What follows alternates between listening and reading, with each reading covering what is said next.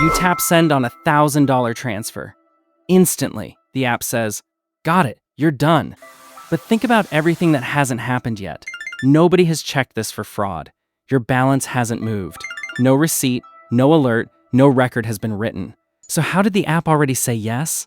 And here's the part that should bug you. If the service that sends alerts happen to be down right now, should your money just fail to move? Of course not. Somewhere in the middle sits a quiet piece of software making all of this possible. Let's meet it.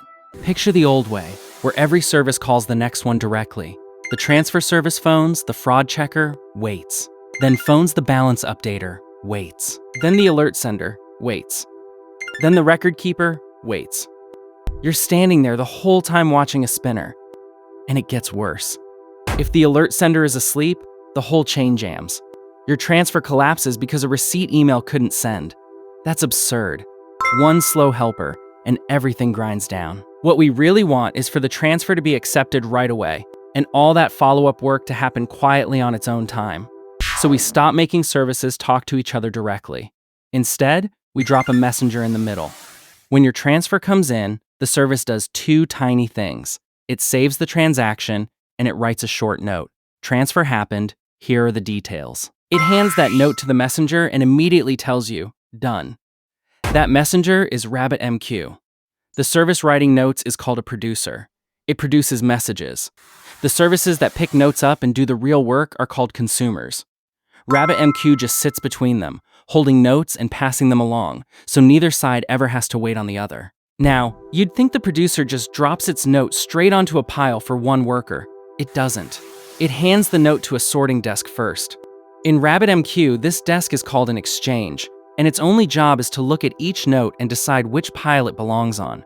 Those piles, the lines where notes wait, are called queues. And the rule connecting the desk to a pile is called a binding.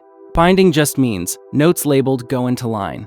Producer writes the note, exchange reads the label, binding decides the destination.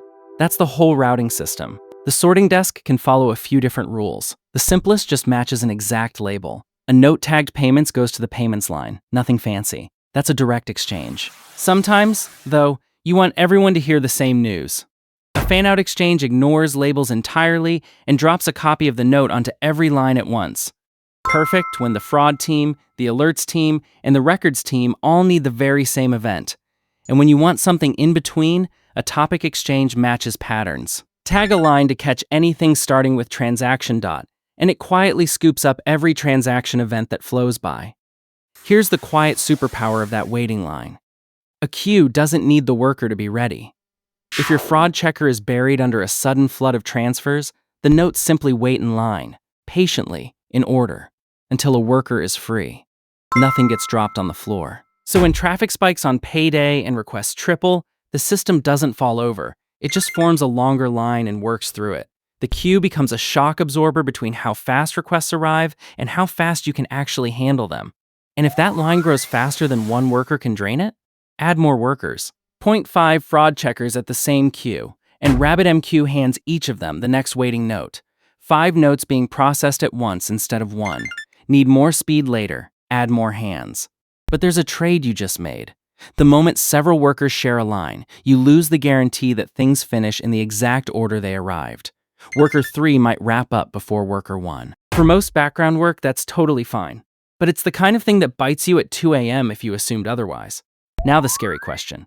A worker grabs a transfer, starts processing, and crashes halfway. Does that note just vanish? No. RabbitMQ doesn't delete a note the instant it's handed over. It waits for the worker to say, confirmed, I finished this, an acknowledgement. Only then is the note thrown away.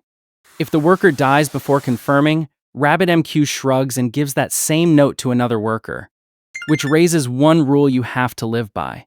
Since a note might get processed more than once, doing the same job twice should be safe. Charging a fee once even if the message arrives twice. Build your workers so a repeat can't do damage. Some failures aren't a crash, they're just bad timing. The database blinks, an outside service times out. The note itself is fine, the world just wasn't ready. So RabbitMQ can wait a moment and try again. But what if it fails 5 times in a row? You don't want that one note stuck forever, blocking the line. So after enough tries, it gets moved aside into a separate holding area called a dead letter queue. Think of it as the tray of mail that needs a human to look at it. Nothing's lost. An engineer can inspect it, fix the cause, and replay it later. One more worry. What if RabbitMQ itself restarts? Does the whole line evaporate? By default, notes live in memory, so they could. But you can mark a queue as durable and its notes as persistent, and now they're written to disk. They survive a reboot and pick right back up. Want the producer to be certain its note truly landed? Turn on, publisher confirms, and RabbitMQ sends back a little receipt. Got it, safe. And for the highest stakes, a quorum queue keeps copies of the line across several RabbitMQ servers. So if one machine dies, another already has the notes and just keeps going. You've probably heard RabbitMQ mentioned in the same breath as Kafka, like they're rivals. They're really solving different problems. RabbitMQ is about getting work done. A note is delivered, handled, confirmed, and then it's gone. Like a to-do handed off and checked complete. Kafka is more like a logbook. Events are written down and kept for days, and many different readers can come back and read the same history again and again at their own pace. The one line to remember: RabbitMQ delivers work. Kafka stores events. Payments, alerts, background jobs. Reach for RabbitMQ. Streaming fire hoses of data and replayable history. That's Kafka's world. So let's stand back. A producer writes a short note and hands it off, so nobody waits. A sorting desk. The exchange.